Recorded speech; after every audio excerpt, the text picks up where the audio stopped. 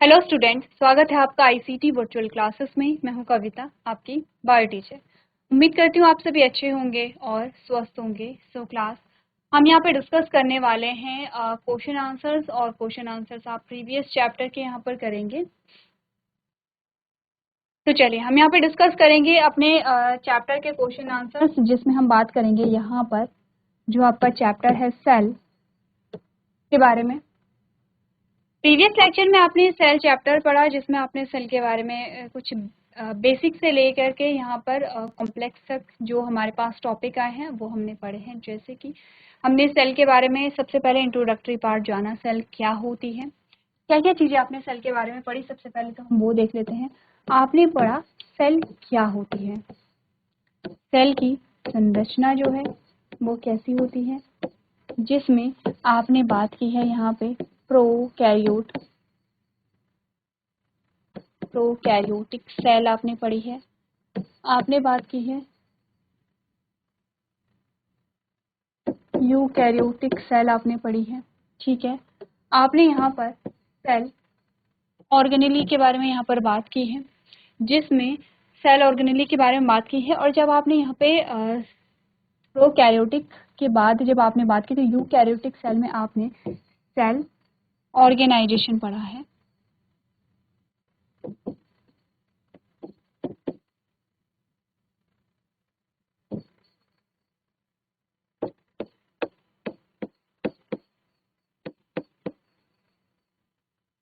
ठीक है, आपने सेल ऑर्गेनाइजेशन पढ़ा, सेल ऑर्गेनाइजेशन जिसमें आपने सेल ऑर्गेनेली की बात की है। और सेल ऑर्गेनाइजेशन में आपने यहाँ पे प्लाज्मा मेम्ब्रेन के बारे में समझा, प्लाज्मा मेम्ब्रेन क्या होती है, क्या क्या फंक्शंस होते हैं, इन सभी चीज़ों के बारे में हमने डिस्कस किया। आज हम इस चैप्टर के क्वेश्चन आंसर्स यहाँ पे डिस्कस करने वाले। तो सबसे पहले एमसीक्यू से यहाँ पे स्टार्ट करेंगे। आपको सिंपल सी चीज़ें, जैसे हम एमसीक्यूज करते हैं, आपको एक स्टेटमेंट दी जाएगी, 4 ऑप्शन दिए जाएंगे और आपको उनमें से क्या करना है, उसे सॉल्व करना है। ठीक है, तो सबसे पहला जो क्वेश्चन यहाँ पर आपके पास आता है वो है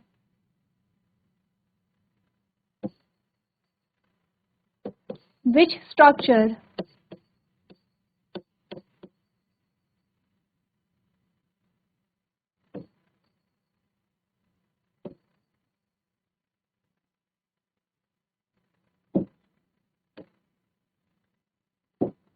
which structure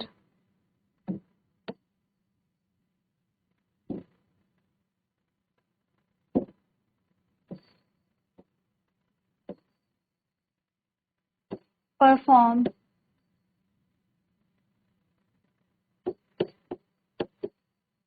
the function of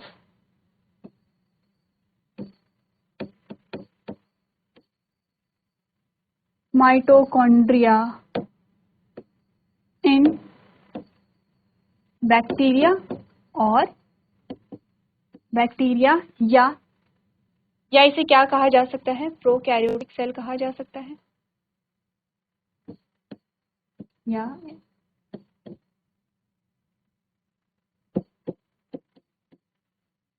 prokaryotic cell. ठीक है, ऑप्शन नंबर 1 कहता है, ऑप्शन नंबर 1 में जो यहाँ पर आपका आंसर आएगा that is ribosome. Option number 2 is nucleus.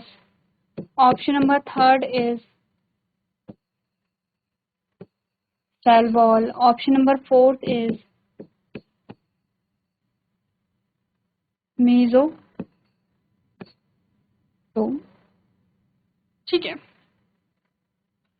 Question आपसे पूछ क्या रहा है, अगर हम यहाँ पर ये देखें कि क्वेश्चन ने क्या पूछा है, तो क्वेश्चन ने आपसे पूछा है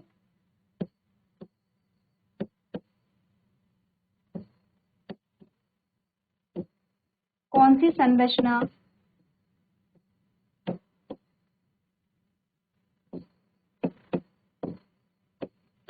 बैक्टीरिया में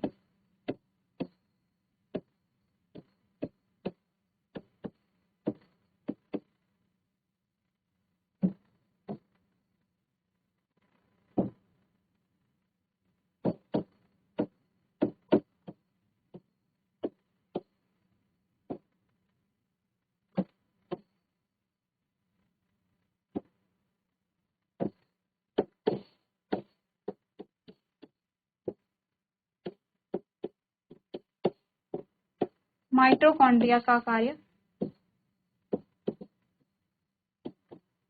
करती है। सिंपल सी चीज है, यहाँ पे आपसे पूछा गया है कि निम्नलिखित में से कौन सी वो संरचना है जो बैक्टीरिया में माइटोकॉन्ड्रिया का काम करती है। इट मीन्स कि आपको सबसे पहले तो ये पता होना चाहिए कि माइटोकॉन्ड्रिया का जो कार्य है वो क्या है। ठीक है, इस क्वेश्चन के आंसर के लिए सबसे पहले तो क्वेश्चन को समझिए। वे structure perform the function of mitochondria in bacteria या इन प्रोकैरियोटिक सेल। सबसे पहले तो क्वेश्चन को ही एक बार नोट कर लेंगे, उसके बाद हम क्वेश्चन को यहाँ पर समझेंगे। चलिए, आपने क्वेश्चन नोट कर लिया। क्वेश्चन क्या कह रहा है कि निम्नलिखित में से कुछ स्ट्रक्चर के नाम दिए गए हैं, जैसे कि राइबोसोम है, न्यूक्लियस है, सेल वॉल है और मीजोसोम है। ठीक है, मीजोसोम।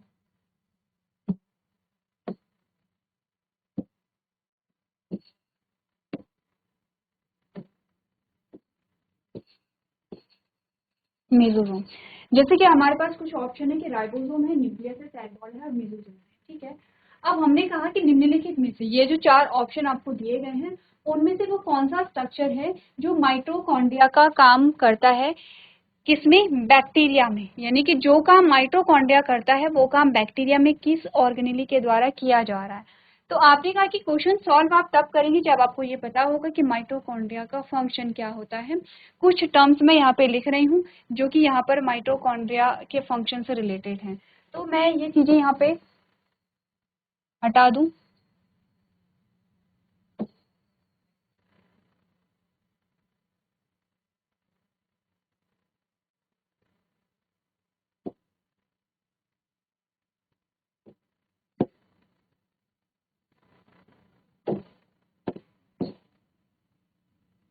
अगर हम बात करें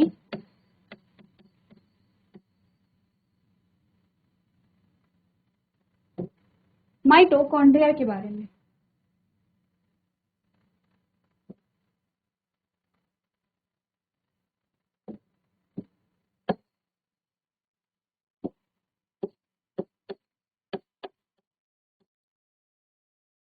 अगर मैं बात करूं यहाँ पे माइटोकॉन्ड्रिया के बारे में और माइटोकॉन्ड्रिया के फंक्शंस के बारे में, तो कुछ टर्म हम यहाँ पर लिखेंगे, जैसे कि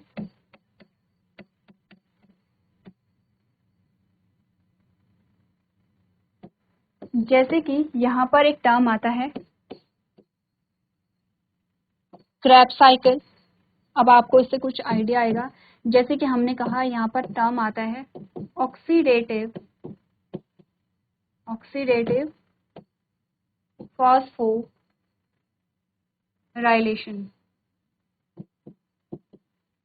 कहाँ पढ़े थे आपने ये टर्म्स, जिसमें हमने क्रैब साइकिल के बारे में बात की थी और ऑक्सीडेटिव फॉस्फोराइलेशन के बारे में बात की थी। तो हमने कहा था क्रैब साइकिल में एक्चुअली में क्या हो रहा है, एसिटाइल कोएंजाइम जो है वो एंटर करेगा क्रैब साइकिल में। क्रैब साइकिल का जो रिजल्ट हमारे पास आया था, हमने कहा था क्या आया है, एटीपी आया है, और क्या आया है यहाँ पे, NADH आया है, और क्या आया है, FADH2 आया है।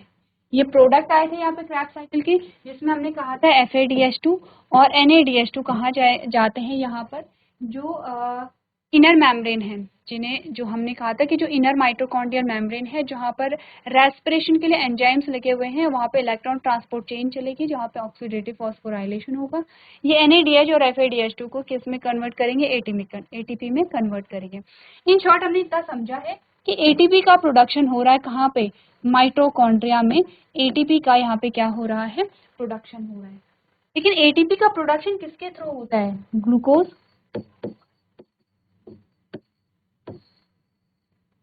ग्लूकोज से क्या होगा यहाँ पे, ATP का क्या होगा यहाँ पे, फॉर्मेशन होगा। तो आपने कहा कि ग्लूकोज के ब्रेकडाउन से जो ATP का फॉर्मेशन होता है, क्या कहते हैं उसे, ये सिंपल प्रोसेस, ग्लूकोज से ATP का जो फॉर्मेशन है वो सिंपल से प्रोसेस को हम क्या कहते हैं, रेस्पिरेशन कहते हैं, रेस्पिरेशन। लेकिन रेस्पिरेशन तो हमने 3 टाइप की देखी थी। हमने कहा था रेस्पिरेशन जो होती है वो होती है एक्सटर्नल रेस्पिरेशन, इंटरनल रेस्पिरेशन और सेलुलर रेस्पिरेशन। आप कौन से स्टेप की बात कर रहे हैं, तो हमने कहा हम बात करेंगे यहाँ पर सेलुलर रेस्पिरेशन के बारे में। ठीक है, क्लियर है इतना? सेलुलर रेस्पिरेशन हो रही है किसमें? माइटोकॉन्ड्रिया में, और इसे हम क्या कहेंगे कि कहाँ पे हो रही है? 2 साइकिल में। तो एक्चुअली में रेस्पिरेशन जो होती है, अगर हम पूरे सेल में देखेंगे तो हमने कहा सबसे पहले तो क्या होगा? ग्लाइकोलिसिस होगी, ग्लाइकोलिसिस के बाद क्रैब साइकिल। तो ग्लाइकोलिसिस कहाँ पे होगी? आपके साइटोप्लाज्म में होगी। नेक्स्ट क्रैब साइकिल और ऑक्सीडेटिव फॉस्फोराइलेशन ये आपके माइटोकॉन्ड्रिया में चलेंगे, ठीक है। अब हमें इससे इस बात का आंसर मिला है कि जो माइटोकॉन्ड्रिया है उसमें क्या होता है? रेस्पिरेशन होता है, ठीक है। इट मीन्स कि हमें बताना है उस पार्ट का नाम जो बैक्टीरिया में रेस्पिरेशन का काम कर रहा होगा। हमने क्या बात की है? हमने कहा कि उस ऑर्गेनेली का नाम बताइए जो बैक्टीरियल सेल में माइटोकॉन्ड्रिया का काम करते हैं, यानी कि जो काम माइटोकॉन्ड्रिया में हो रहा है वो बैक्टीरिया में हो रहा है, किस ऑर्गेनेली के द्वारा, ये आपको बताना है। तो एक एक करके ऑप्शन देखते हैं। सबसे पहले हमारे पास आता है राइबोसोम। क्या आता है हमारे पास? राइबोसोम। राइबोसोम का फंक्शन क्या होता है? राइबोसोम का फंक्शन होता है प्रोटीन सिंथेसिस। अच्छा, अगर मैं आपसे पूछूं कि जो राइबोसोम है वो किससे मिलकर के बने होते हैं, तो एक्चुअली में जो आपने कहा आरएनए है, जो आरएनए होता है, एक यूनिट ये होती है और एक यूनिट ये होती है। इनमें क्या होते हैं? यहाँ पे कुछ प्रोटीन पाए जाते हैं और कुछ यहाँ पे क्या पाए जाते हैं? राइबोसोम। एक्चुअली में राइबोसोम का जो जो है वो क्या है? एक्चुअली में आरएनए होते हैं, ठीक है। तो इसका फंक्शन है प्रोटीन सिंथेसिस। ये रेस्पिरेशन में काम नहीं करेगा, ये प्रोटीन सिंथेसिस करेगा, प्रोटीन को बनाएगा, ठीक है। नेक्स्ट हमारे पास आता है न्यूक्लियस। आपने कहा कि वो जो ऑर्गेनेली है, क्या वो ऑर्गेनेली न्यूक्लियस है जो बैक्टीरिया में माइटोकॉन्ड्रिया का काम करते हैं? तो आपने अगर देखा, अगर आपको याद होगा, आपको ध्यान होगा, तो हमने कहा था कि बैक्टीरिया में न्यूक्लियस तो होता ही नहीं है। ये है आपकी बैक्टीरियल सेल, ठीक है। ये आपने कहा ये आपकी सबसे इनर मेम्ब्रेन है जिसे आप सेल मेम्ब्रेन कहेंगे। ये आपकी आती है सेल वॉल जो ग्लाइकोकैलेक्स की बनी होती है, और एक लास्ट लेयर आती है जो पेप्टिडोग्लाइकॉन की बनी होती है। ये आपकी सेल वॉल है जो आपने कहा कि पेप्टिडोग्लाइकॉन की बनी होती है। सबसे बाहर जो आपकी लेयर है वो ग्लाइकोकैलेक्स की बनी होती है, ठीक है। ये पूरा जो तीनों लेयर मिलकर के सेल एनवेलप बना रहे हैं बैक्टीरिया का। दूसरा हमने कहा यहाँ पे ये इस प्रकार से जो स्ट्रक्चर है ये मीजोजोम होगा। तीसरा हमने कहा था कि जो बैक्टीरिया है उसमें क्या होगा? सर्कुलर क्रोमोसोम पाए जाते हैं।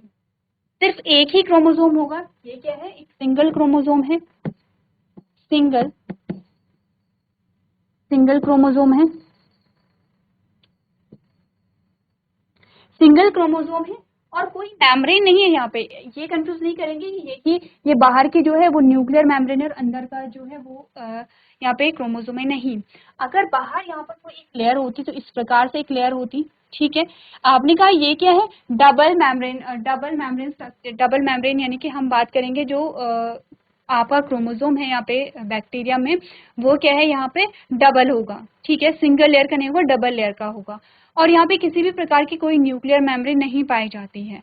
तो हमने क्या कहा था? प्रोकैरियोट को जब हम डिफाइन करे थे तो सबसे पहला हमने यही कहा था कि उसमें किसी भी प्रकार से न्यूक्लियस नहीं पाया जाता है क्योंकि न्यूक्लियर मेम्ब्रेन नहीं है। तो एक्चुअली में हमने कहा कि यहाँ पर क्या है? जो सर्कुलर डीएनए हम कहते हैं, जो बैक्टीरियल सेल है, बैक्टीरियल सेल में कैसा होता है? सर्कुलर डीएनए होता है। सर्कुलर डीएनए यानी कि जो डीएनए या जो क्रोमोसोम है वो ऐसे सर्कल में होता है और डबल लेयर होता है, लेकिन यहाँ पे किसी भी प्रकार की कोई मेम्ब्रेन नहीं पाई जाती है। तो हमने कहा कि इसे हम न्यूक्लियस नाम नहीं देंगे। इसे हम क्या कहेंगे? न्यूक्लियस नाम नहीं देंगे, क्योंकि न्यूक्लियस किसे कहेंगे? जब आपने कहा कि डबल न्यूक्लियर मेम्ब्रेन होगी और उसके अंदर जेनेटिक मटेरियल होगा। तो एक्चुअली में हम इसे न्यूक्लियस नाम कब देते हैं? जब आपने कहा ये इस प्रकार से क्रोमोसोम है जो सर्कुलर है और इसके बाहर क्या होती? यहाँ पे न्यूक्लियर मेम्ब्रेन होती, तब हम इसे न्यूक्लियस नाम देते। तो आपने कहा क्योंकि न्यूक्लियस तो पाया ही नहीं जाता है किसमें? बैक्टीरिया में न्यूक्लियस तो पाया ही नहीं जाता है, तो आपने कहा ये यहाँ पर जो रेस्पिरेशन है वो तो नहीं कर पाएगा। नेक्स्ट है सेल वॉल। आपने कहा सेल वॉल जो होती है यहाँ पे प्रोटेक्टिव लेयर हो सकती है, लेकिन यहाँ पर ये रेस्पिरेशन का काम नहीं करेगा। आपके पास जो लास्ट ऑप्शन आता है दैट इज मीजोजोम, जो यहाँ पर पाए जा रहे हैं। आपको पता होगा कि मीजोजोम जो है यहाँ पर उसके बहुत सारे फंक्शंस हमने करे थे, और सबसे पहले हमने बोला था कि जो मीजोजोम है वो रेस्पिरेशन में हेल्प करेगा। दूसरा हमने कहा रेप्लिकेशन में मदद करेगा। तीसरा हमने कहा कि जो सेल के सेपरेशन में मदद करेगा, ठीक है, तो आंसर क्या है आपका? आपने कहा वो कौन सी ऑर्गेनेली है या वो कौन सा पार्ट है या वो कौन सा ऑप्शन है जो यहाँ पर बैक्टीरिया सेल में माइटोकॉन्ड्रिया का काम करता है, यानी कि रेस्पिरेशन का काम करता है। तो आपने कहा वो मीजोजोम होगा जो बैक्टीरिया में रेस्पिरेशन का काम करेगा। क्लियर है? तो ऑप्शन नंबर 4 जो है वो आपका सही आंसर है। आप लोग इसे यहाँ पे नोट कर लेंगे। चलिए अगला प्रश्न देखते हैं। नेक्स्ट जो क्वेश्चन हमसे पूछा गया है उसमें क्या कहा गया है?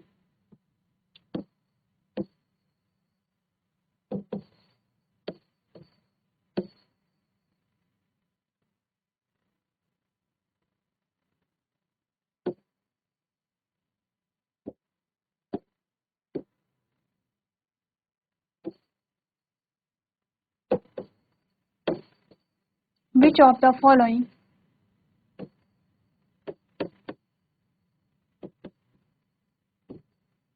is not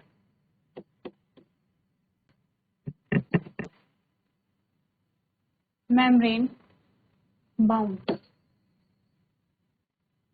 ठीक है, फर्स्ट ऑप्शन है यहाँ पर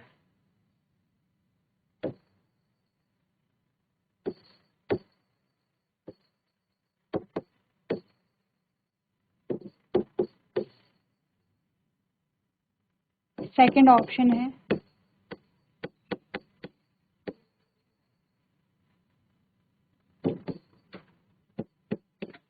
थर्ड ऑप्शन है फोर्थ ऑप्शन है मीजोजोम। आपसे क्वेश्चन पूछा गया है which of the following is not membrane bound, यानी कि निम्नलिखित में से कौन सा जो ऑप्शन है वो मेम्ब्रेन बाउंड नहीं है। आपके पास ऑप्शन है एंडोप्लाज्मिक रेटिकुलम या फिर ईआर जिसे हम कहते हैं, माइटोकॉन्ड्रिया है, गोल्गी है और मीजोजोम है। तो बहुत इजी क्वेश्चन है, एक बार आप लोग पढ़ेंगे, आपने आंसर कर भी लिया होगा, नहीं किया तो एक बार आप लोग क्या करेंगे, घर से देख करके लेके आएंगे। तो ये क्वेश्चन आपके लिए होमवर्क में है, आप लोग इन क्वेश्चंस को यहाँ पे सॉल्व करेंगे और घर से करके लेकर के आएंगे। ऐसे ही और भी आपके क्वेश्चन होंगे जो आपकी बुक के पीछे दिए जाते हैं या जो एक्स्ट्रा क्वेश्चन आप यहाँ पर आपको मिलते हैं कहीं से या आप बनाते हैं, तो आप लोग उन्हें प्रैक्टिस करते रहेंगे। तो आज के सेशन में हम इतना ही करेंगे। अभी तक क्लास में बने रहने के लिए आपका धन्यवाद।